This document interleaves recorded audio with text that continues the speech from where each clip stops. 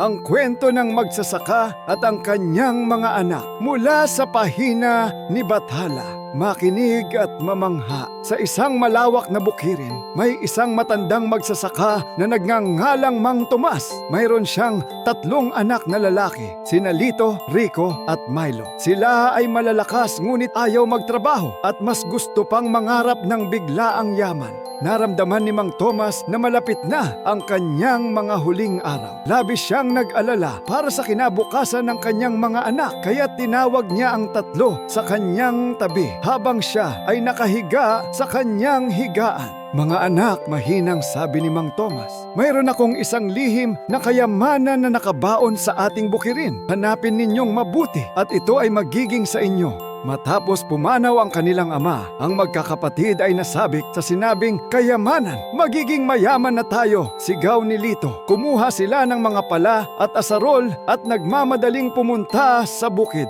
Ginamit ni Lito ang kanyang pambihirang lakas. Naghukay siya ng naghukay. Binubungkal ang bawat pulgada ng lupa sa pag-asang makakita ng kislap ng ginto. Araw-araw, mula sa pagsikat hanggang sa paglubog ng araw, ang magkakapatid ay naghukay. Binungkal nila ang buong bukirin hanggang sa wala nang natirang lupang hindi nahukay. Pagod at bigo, umupo sila sa gilid ng bukid. Wala namang kayamanan. Malungkot na sabi ni Milo. Niloko lang yata tayo ni Itay, sagot ni Rico. Lumipas ang mga buwan at dumating ang tag-ulan. Dahil sa kanilang masinsinang paghuhukay, ang lupa ay naging napakaganda. Ang mga butil na dati nang nakatanim ay nagsimulang tumubo ng malusog at masagana. Nang dumating ang anihan, ito ang pinakamasaganang ani na nakita sa kanilang bukid. Ibinenta nila ang mga produkto at kumita sila ng malaking halaga, higit pa sa kanilang inaasahan. Habang binibilang nila ang kanilang kita,